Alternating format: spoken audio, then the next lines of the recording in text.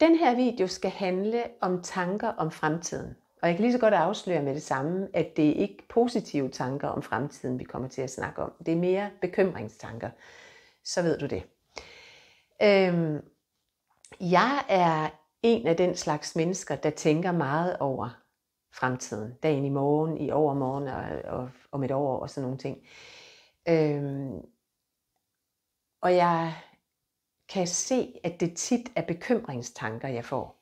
En meget væsentlig del for mig er for det første at lægge ansvaret fra mig i forhold til, at jeg får den type tanker. At bekymringstanker opstår, det er ikke nogen, jeg har bedt om. Det er ikke nogen, jeg har bestilt. Det er nogen, der kommer. Og jeg har ikke ansvar for, at de dukker op.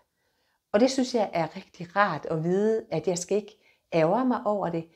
Jeg skal ikke slå mig selv oven i hovedet over, at nu får jeg den type tanker. De kommer, og det har jeg ikke ansvar for. Der kan være mange grunde til, at vi er bekymrede som mennesker. Vi kan have lært det derhjemmefra, at verden er farlig, at vi skal bekymre os rigtig meget, fordi at ellers går ting galt. Og det kan være sådan en vane, vi har bygget op igennem et langt liv.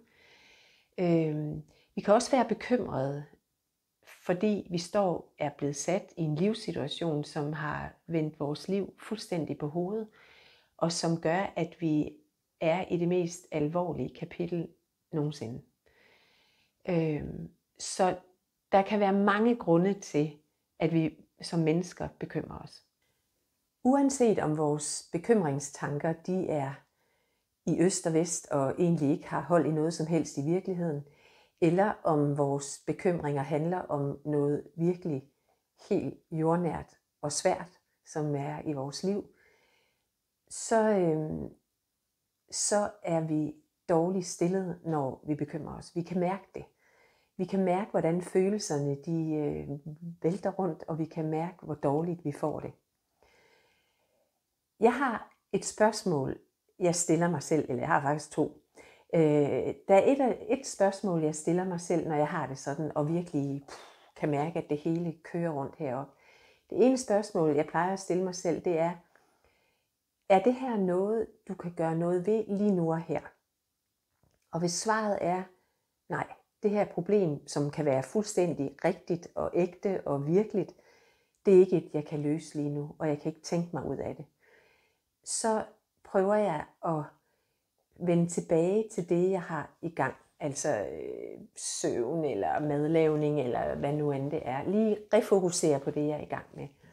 Et andet spørgsmål, jeg også synes er ret hjælpsomt, det er det spørgsmål, der hedder, hvis jeg lader det her tankemæssigt være lige nu, vokser problemet så? Og hvis jeg kan svare, at det gør det ikke, så er det også et tegn på, at jeg er ikke i gang med at løse noget. Jeg er i gang med at bekymre mig lige nu. Og det må jeg gerne tage en pause fra lige nu. Det er okay at gøre det. Og så tænker jeg lidt på bekymringerne, fordi de jo stadigvæk roder inde i mit hoved, som en nabo, der larmer lidt.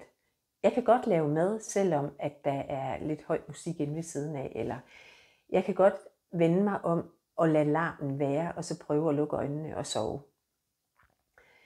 Så det med at kigge på det som baggrundsstøj og acceptere, at det er der, samtidig med, at jeg vender tilbage til det, jeg kom fra, det kan jeg nogle gange synes er ret hjælpsomt.